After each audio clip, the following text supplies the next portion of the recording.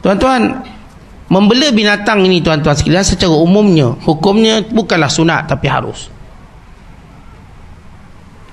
Dan hukumnya bukanlah kita sebut sunat muakkadah atau sebagainya. Tetapi melakukan kebaikan kepada binatang ia amat dituntut. Bukan makna kita buat baik pada binatang, tuan-tuan pun boleh kucing 30 ekor, 40 ekor. Tidak syarat begitu.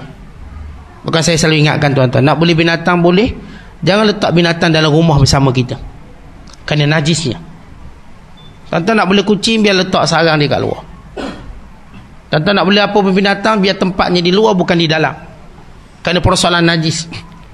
Dan kerana Nabi SAW pun tak suruh kita beli binatang dalam rumah. Abu Hurairah dia beli kucing, tapi dia letak di luar. Dia ada pokok berdekatan rumah dia, dia pun letak. Bila malam hari, dia akan letak atas pokok tu.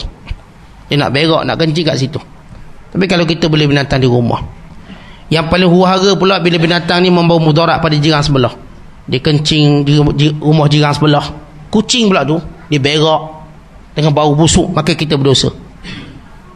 Kita berdosa kerana secara uruf, rumah tempat kita tinggal bukan tempat bela binatang.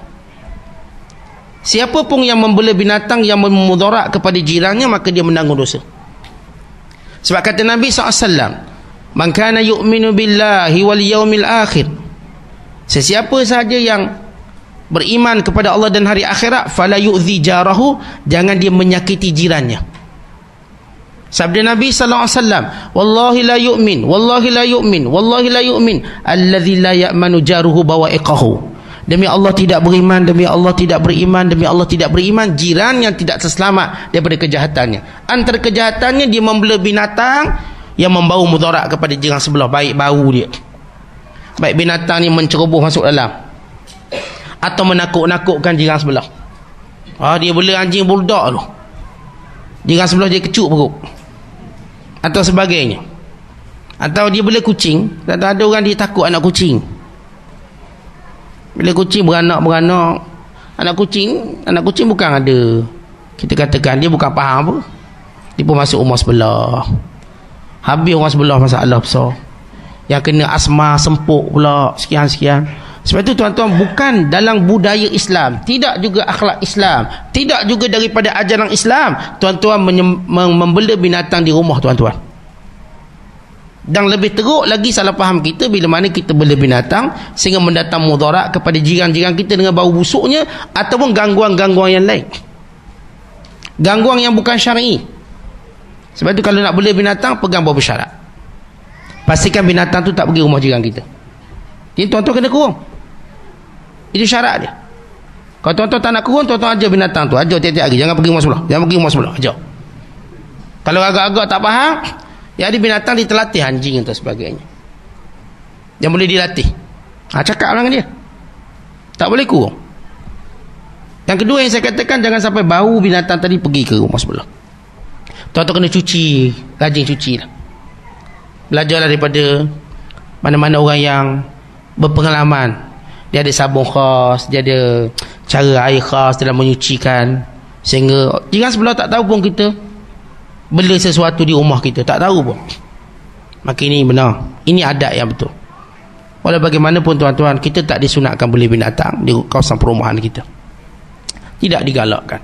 Kalau tuan-tuan nak beli juga, maka jagalah adab dia. Katakan nak beli kucing seekor, ada nak beli hamster ke, ada nak beli sekian-sekian, melainkan binatang yang sunat dibunuh. Yang nak beli ular, maka ini perbuatan yang menyalahi sunnah. Sebab Nabi SAW suruh kita bunuh ular, kita pula bela ular, atau yang bela kali jengking pun sama, menyalahi sunnah. Kerana syarat binatang yang kita bela tidak menyalahi sunnah. Kalau binatang itu menyalahi sunnah, maka pahala kita berkurangan.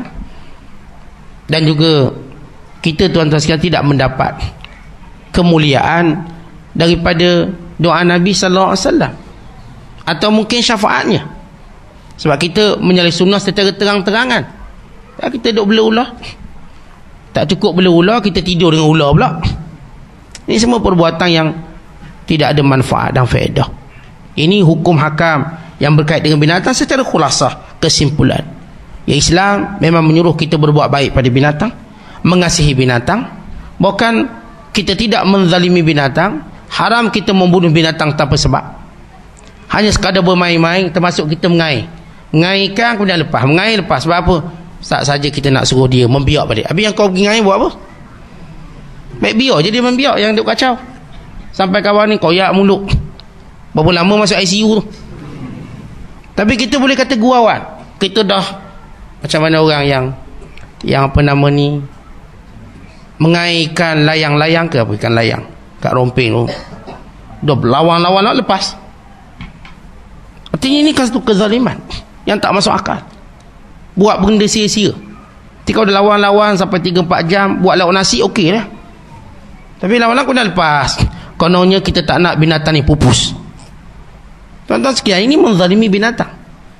Nabi SAW melarang kita berburu dengan cara main-main. Hanya sekadar untuk tangkap lepas, menzalimi dia. Maka perbuatan ini tidak diajar oleh syarak. Perbuatan sia-sia. Tuan-tuan nak berburu untuk makan, untuk ambil manfaat. Jangan sekadar bermain-main, sekadar berjam-jam bertarung kemudian lepas balik. Maka ini bukan cara yang betul. Allahumma illa, melainkan kita dapat ikan kecil, tak padang lauk ni, biarlah dia besar sikit kita pun lepaskan. Atas asas itu masuk akal. Tapi ini dah memang dah besar, tapi kita kata tak bolehlah, kita saja je mengair main-main.